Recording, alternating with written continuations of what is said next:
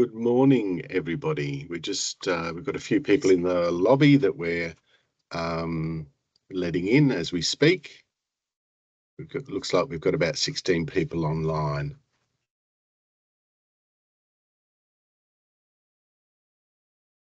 Okie dokie. We'll probably make a start because we're on a pretty tight time frame and we've got a bit of information to get through. Welcome to the Flying Start Professional Network Grants Sector Information Session. My name's Ian Lamb. I'm the Assistant Director of Quality Support and Systems within the Office for Early Childhood Development. Today online from OECD, the Office for Early Childhood Development, you've got myself who will be doing the presentation today, and we have Steph Bryant and Sarah Alliston online who are going to help with the Q&A function for this presentation. I'd like to start off with the acknowledgement to country, and from the heart that we acknowledge the Aboriginal peoples as the first peoples of South Australia and as custodians of the lands, waters, skies and communities where we live, learn and raise children. We recognise Aboriginal peoples as having the longest living culture, raising children safe and strong in their identity, community, culture and connected to the country. We pay our deep respects to elders past and present and their role as the First knowledge sharers for children, and we follow in their footsteps. Aboriginal peoples working with and for children are central in shaping our work. Their wisdom, advice and guidance enriches our practices, creating a more inclusive and culturally safe environment for children and families. We respect Aboriginal people's way of being, doing and wise practices, guiding our continual learning. Together we walk and build stronger, more supportive communities for all children.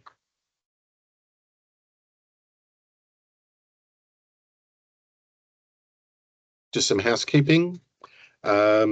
Today's session, we've got the microphone and camera functions turned off during the presentation. Questions can be submitted via the question and answer function within the presentation. We will be recording the session and it will be made available on the website. And as always, your input helps shapes our advice and support services. And really thank you for your participation. Okay. This webinar today is for professionals from organisations that are interested in applying to lead a professional network. You might be from a local council, an early childhood service, or perhaps from an allied health organisation or even an early childhood services association or a not-for-profit organisation or government agency.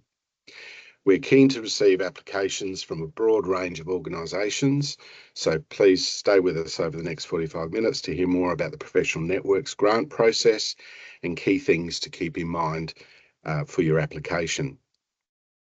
The grant guidelines contain the information you need to support you during the process of applying, so please read the guidelines thoroughly. The grant guidelines include key information such as important dates and timeframes, the purpose and objectives of the grant funding, which we will talk through over the next couple of slides. And the guidelines also have information about eligibility and funding. So please make sure you read the guidelines to check that not only are you eligible to apply, but that you address the criteria thoroughly and understand the funding information. The guidelines also contain information around how to apply, which will be through Smarty Grants, and the assessment process and notifications around the grant applications. On our website, there is also a frequently asked questions information available, and also what we'll do is from the questions that come through today, we'll be adding to that FAQs document. Just a little bit of background. OECD, the Office for Early Childhood Development, undertook sector consultations in February 2024 to inform the development of the Early Childhood Workforce Strategy, which was launched in July 2024. The strategy contains a suite of initiatives that are designed to address the challenges and barriers to growing and sustaining the early childhood workforce. The focus areas and actions outlined in the strategy are informed by a strong and well understood evidence base and insights from stakeholders through an extensive co-design process that was undertaken and ongoing consultations with the sector. And they have all informed the focus, the 6 key areas of focus within the workforce strategy. Each focus area has actions or initiatives aligned to it, and the professional networks is an action that's aligned to focus area 3, retention through valuing, retaining and sustaining the early childhood workforce. While all teachers and educators can benefit from professional networks, they can be particularly valuable for those early in their careers and for those who do not have access to other networks. South Australia will or has a significant number of people in both of those categories. The rollout of 3-year-old preschool will require a large increase in the number of early childhood teachers and educators in South Australia. If the reform's workforce initiatives are successful, there will be a growing influx of early childhood teachers and educators new to the sector. Additionally, South Australia has a large number of smaller approved providers of long day care services, perhaps operating 1 or 2 services, and their leaders, teachers and educators can feel professionally isolated. These educators do not have access to systemic supports that may be available in some or for some larger providers. So we'll move through to an overview of the Flying Start Professional Networks grants. So what are professional networks? The grants are designed to support the bringing together of professionals from across early childhood services, allied health and community services organisations. OECD are establishing networks in the lead up to the launch of 3-year-old preschool in 2026 to support communities in the delivery of 3-year-old preschool, and importantly, provide an opportunity for early childhood sector to work together to address child developmental vulnerability within their local communities. Your network might be an existing network ready to expand, or you might be ready to lead a new network where you can help shape the agenda with other members and drive better outcomes for preschool children in your local community. Networking is a cornerstone for career growth and development in early education, and engaging effectively within networks can be a game changer for educators and the broader early years community. Networking is more than exchanging business cards or casually following someone on social media. For educators, it's about forging relationships that contribute to both personal and professional growth. Effective professional networks are facilitated, have diverse connections, are active and regularly engaged, share common purpose and goals and values, and offer continuous learning and are mutually beneficial. So why are we doing this? Through the Royal Commission and the development of the workforce strategy, we heard time and time again how much professionals value local relationships and networks to support their professional practice. And this is especially true when these networks are locally driven, have a clear purpose, and have funding to support them. We also know that being connected to other professionals with shared goals and camaraderie can help people feel satisfied in their role and overall help to retain them within the sector. We have prioritised the professional networks to start this year in 2025 ahead of the first 3-year-old preschools opening in 2026. Networks should bring together different service types and different early years professionals, including allied health and community services. Networks provide members with opportunity for local level change management discussions on how to realise the gains that will come with the early years reforms in South Australia. And collaborative networks are key supports for educators to successfully deliver the reforms for children, families and communities. The focus of each network will be co-designed at the local level with a focus on supporting the use of Australian early development census data and other data available to services to effectively enhance preschool learning environments, promote reflective practice, support planning to meet children's developmental needs, both at the service level and the community level, and support planning to meet children and support planning and guide educator practice. Networks will provide opportunities to discuss challenges and explore solutions to common problems. So how will the networks be established and operate? Our office will support the development of up to 31 diverse place-based facilitated networks across South Australia, aligned to the 8 OECD regions. Networks should be a mix of online and face-to-face to encourage access to the networks from all parts of the sector. Early years learning networks can offer regular opportunities for early childhood teachers to connect, collaborate and share professional insights and best practice.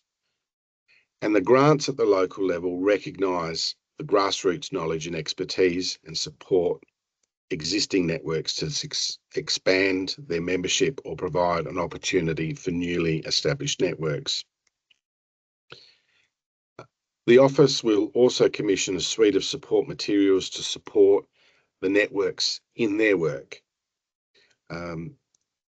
Support materials such as data literacy, relational skills, empowering planning capabilities, and around developing communities of practice. The grants are for 2 years with the possibility of a 1-year extension, and professional networks are required to meet 4 times a year for 3 hours, facilitated sessions with participation supported through backfill funding through the 3-year-old preschool contracts. Professional learning principles should be embedded, roles and responsibilities clear and agreed to, and networks will mature over time into communities of practice. The Office for Early Childhood Development local teams will engage with professional networks. And the grant funding opportunity has also an allocation of travel subsidy or support to be administered as well. Who should be involved? Networks will bring together different service types and different early years professionals. And to reiterate, it's not only early childhood service staff for long day care and preschool, but it also includes allied health and community services staff. Membership includes professionals who are engaged with or who will be engaged with 3-year-old preschool children, which includes early childhood teachers, leaders, educators from government and non-government early learning services, government and non-government allied health and community services staff. We estimate they should cater for up to, between 25 to 30 participants. And we also note that there will be more than one network in each of the 8 OECD areas. A broad range of organisations can apply for grants.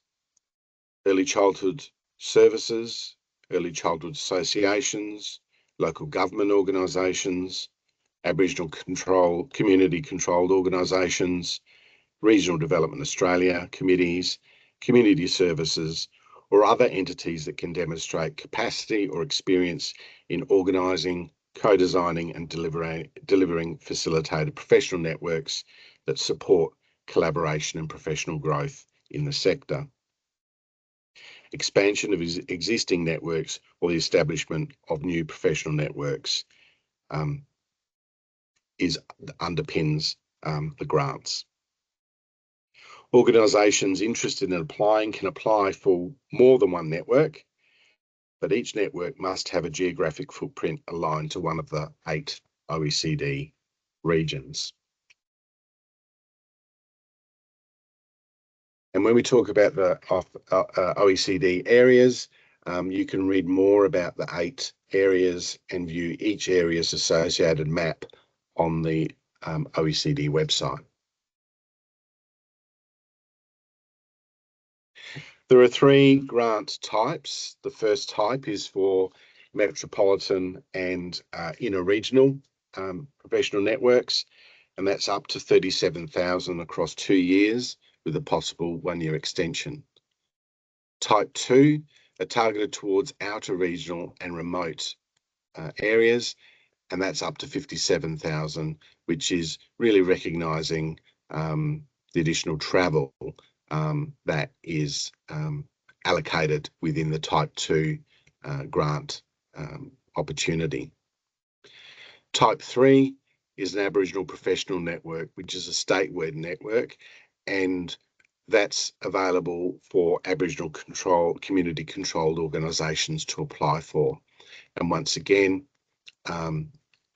that has up to 185,000 over the 2 years, recognising that there is it's a statewide network and there is a travel allowance within there as well.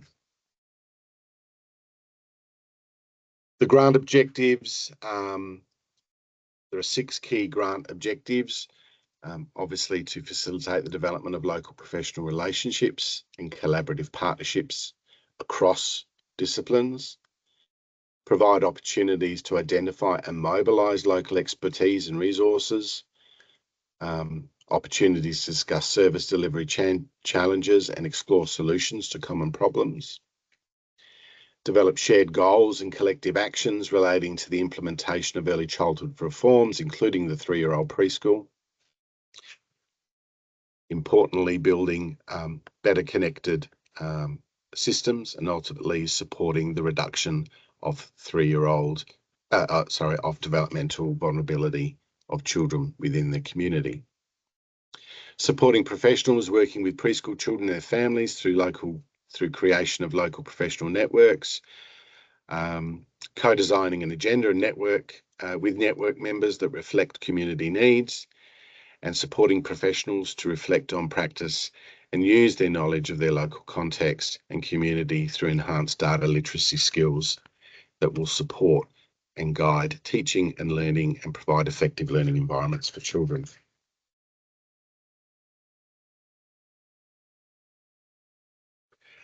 All right, applying for grants. What to think about when preparing your application, how to get started. We're going to talk about key information from the grant guidelines, where to find the application, questions, and how to access the online application on the Smarty Grants website. And the grant round opened on Monday the 10th and will close on Friday the 21st of March. All right. Before applying, we really encourage you to thoroughly read the grant guidelines and check your eligibility to apply. Understand what kinds of activities are eligible and ineligible, and what would be funded and what wouldn't be funded effectively. Get a thorough understanding of the assessment criteria and ensure what you've got planned aligns with the grant objectives. As I said, your application will be on through the Smarty Grants portal. So read through the guidelines. We recommend that you download the application checklist off of the OECD website. You set up Smarty Grants, a Smarty Grants account, and review how the grant is set out, and the kinds of responses and questions that it asks you, and the responses that you're required to submit, and also the format in which you're required to submit it on Smarty Grants. Draft your responses to the application questions.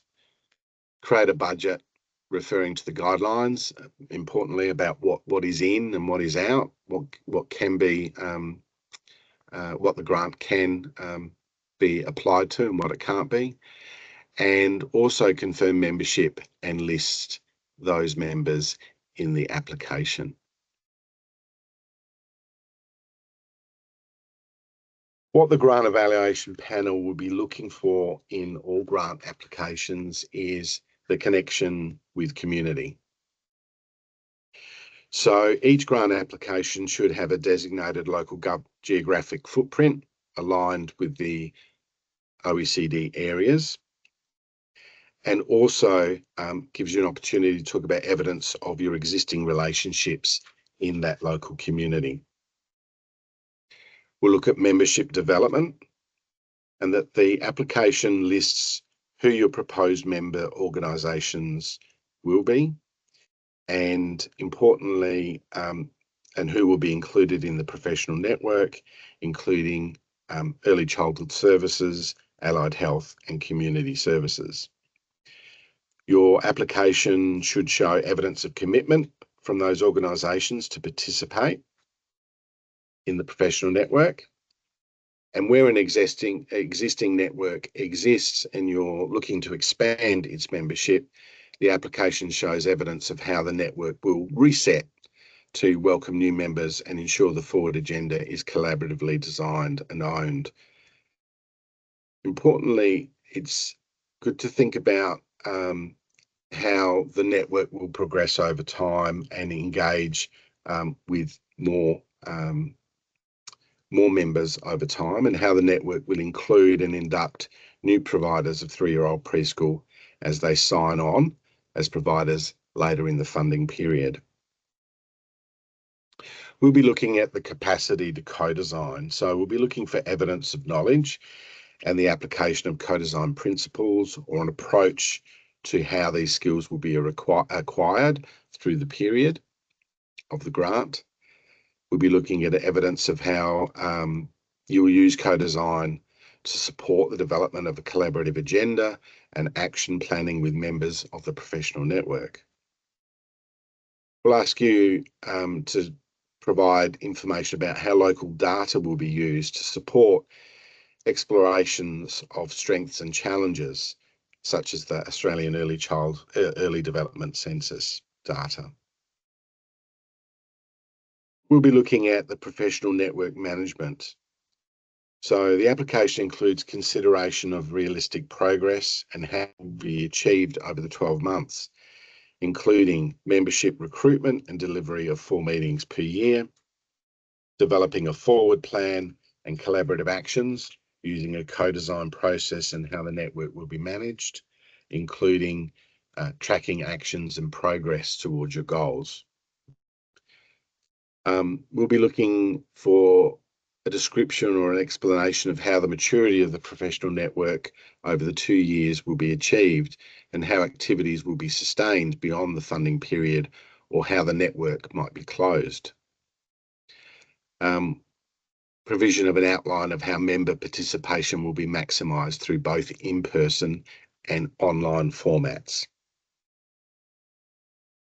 We'll be assessing organisational capacity and capability, and the application should demonstrate operational capacity and capability to lead the professional network, and also include evidence of commitment to cultural safety practices and an approach to ensure the meetings will be welcoming and safe for professionals from diverse backgrounds.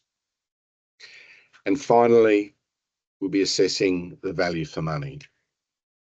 The application should offer value for money and shows that the activities have been realistically costed, and that the overall proposed budget is proportionate to the number of organisations involved.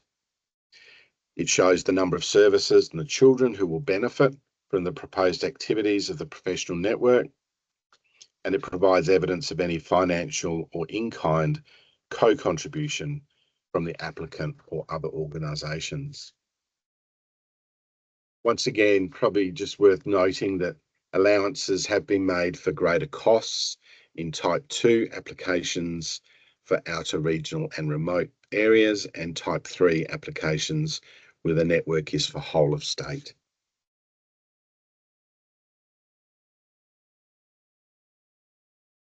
Key dates for 2025 or for the application process. So grant applications have opened on the 10th, and they close, I think I said, on the 21st of March. This assessment panel will consider all applications and reach a consensus in April, and with grant recipients being notified in May and grants issued in June. An grant agreement will be entered into, and there will be the requirement to submit a progress report at 6, 12, 18 and 24-month intervals throughout over the 2 years, and also a requirement to present at a virtual showcase, which will be held after the first year's reporting and the 24-month reporting is completed. This will give an opportunity for all networks to hear from each other about the amazing work that they're doing within their local communities. A final report is submitted at the conclusion of the funding period, and a funding acquittal is submitted at the conclusion of the funding period in line with the grant agreement. And there'll also be a requirement for members to participate in evaluation activities over the 2 years, such as an online focus group or real-time surveys conducted at the end of network meetings.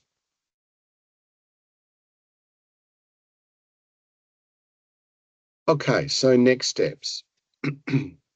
We have created a unique URL, which will take you to the grants landing page on the OECD website, and that is where you'll find all the information you need to apply. From that page, you can access a range of resources that we've prepared to help with applications. These include grant guidelines, frequently asked questions, the application checklist, links to other helpful resources, as well as the link to set up your Smarty Grants application. If you'd like to view this webinar or share it with someone who could not attend today, we will post the link to this recording on our website in the coming days. Please start your applications as soon as possible, as we will not accept any applications past the closing date, which again is Friday, the 21st of March. And if you have any questions that are not covered in the guidelines or the FAQs, you can send your questions to us there's a contact form on the website, which will enable you to submit your questions, and we'll aim to respond to those questions within 2 working days of receiving them. So thank you. That's the end of the formal presentation.